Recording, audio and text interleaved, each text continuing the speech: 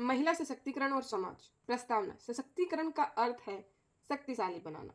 वर्तमान में महिला सशक्तिकरण को सामाजिक, आर्थिक एवं राजनीतिक असमानताओं से पैदा हुई समस्याओं के संदर्भ में देखा जा रहा है। इसमें जागरूकता, अधिकारों को जानने, सहभागिता और निर्णय लेने के अधिकार जैसे घटक को सम्मिलित किया गया है। लीला महेंडल के अनुसार निडरता, सम्मान और जागरूकता तीनों शब्द महिला सशक्तिकरण में सहायक है। महिला सशक्तिकरण अभियान। सरकार द्वारा महिलाओं को विकास की मुख्य धारा में लाने के लिए सन 2001 ईस्वी में महिला सशक्तिकरण की राष्ट्रीय नीति लागू की गई। इसके अंतर्गत सरकारी नीति तथा कल्याणकारी योजनाओं में महिलाओं के विधिक अधिकारों को सशक्त करने तथा स्वास्थ्य सुविधाओं को दृढ़ बनाने के उद्देश्य को ध्यान में रखा गया है। महिलाओं के सामाजिक, आर्थिक और शैक्षिक सशक्तिकरण के उद्देश्य से 8 मार्च 2010 ईस्वी को राष्ट्रीय महिला सशक्तिकरण अभियान नामक कार्यक्रम आरंभ किया गया।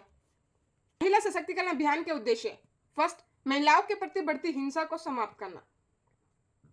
महिलाओं को सुरक्षा और स्वायत्तता प्रदान करने की दिशा में अनेक महत्वपूर्ण कदम उठाए गए हैं। महिलाओं के प्रति हिंसा के अंतर्गत अनेक प्रकार की प्रताड़नाएं आती हैं, जैसे मानसिक, शारीरिक और यौन उत्पीड़न एवं दहेज संबंधी प्रताड़ना आदि। महिला सशक्तिकरण का दृष्टिकोण यह है कि महिलाएं इन उत्पीड़न रूपी हिंसा व भेदभाव से मुक्त होकर सम्मान के साथ जीवन व्यतीत कर सकें।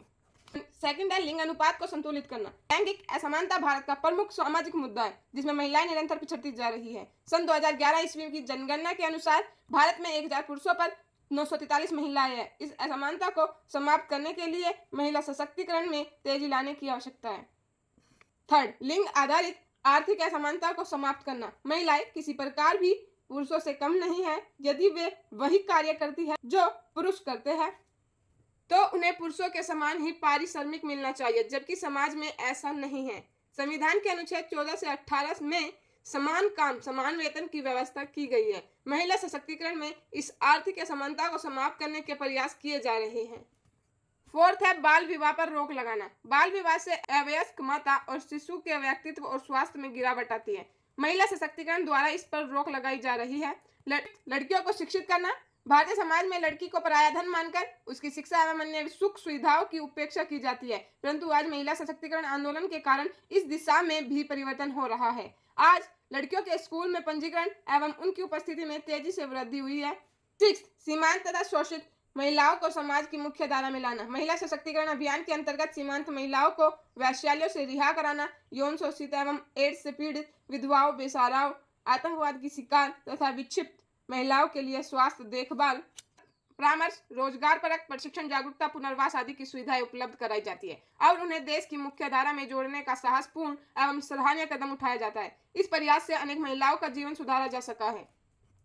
महिलाओं की संवैधानिक स्थिति। भारतीय संविधान के अनुच्छेद 14, 15, 16, 19, 21, 23, 24, 37, 39 बी, 44 तथा अनुच्छेद 325 के अनुसार स्त्रियों को भी पुरुषों के समान अधिकार प्राप्त है। संविधान की दृष्टि में स्त्री पुरुष में कोई भेद नहीं किया गया है। समाज में जो भेद दृष्टिगोचर होते हैं वह सब अशिक्षा, संकीर्णता और स्वार्थ लिप्सा आदि के कारण ही समाज में विद्यमान है। महिला सशक्तिकरण अधिनियम। संवैधानिक अधिकारों के साथ साथ महिलाओं को सशक्त बनाने के लिए संसद द्वारा कुछ अधिनियम पारित किए गए हैं, जैसे एक बराबर पारिश्रमिक एक्ट, दहेज रोक अधिनियम, अनैतिक व्यापार रोकथाम अधिनियम, medical termination of pregnancy act, बाल विवाह रोकथाम एक्ट, लिंग परीक्षण तकनीक एक्ट, कार्यस्थल पर महिलाओं का यौन शोषण रोकने तथा उन्हें सुरक्षा देने संबंधी एक्ट आदि।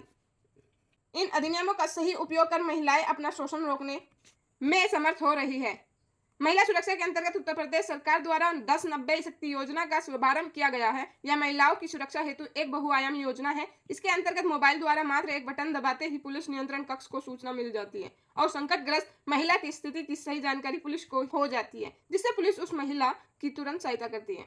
महिला सशक्तिकरण और समाज। भूमंडलीकरण के इस दौर में स्त्री पुरुष समानता की दुहाई के साथ साथ अनेक संगठन, स्वयंसेवी संस्थाएं, हेल्पलाइनें महिलाओं के सशक्तिकरण और उत्थान में जुटे हुए हैं। फिर भी समाज में महिलाओं की स्थिति में पर्याप्त सुधार नहीं आया है। इसका मुख्य कारण यह है कि स्वयं महिलाओं में आज भी अंधविश्वास एवं रूढ़िवादिता की प्रवृत्ति कूट कूट कर भरी है। निरक्षर अथवा अल्पशिक्षित महिलाओं की तो बात ही छोड़िए, सैकड़ों पढ़ी लिखी महिलाएं भी पुत्र रत्न की प्राप्ति के लिए तंत्र मंत्र, झाड़ फूक और ढोंगी बाबाओं के जाल में फंसी है। रोजगार के क्षेत्र में भी पर्याप्त सुधार नहीं हो पाया है। उच्च पदों पर महिलाओं की नियुक्ति अभी 2 या 3% ही है, भारत में प्रधानमंत्री, मुख्यमंत्री, राष्ट्रपति, न्यायाधीश जैसे उच्च पदों को महिलाओं ने सुशोभित किया है।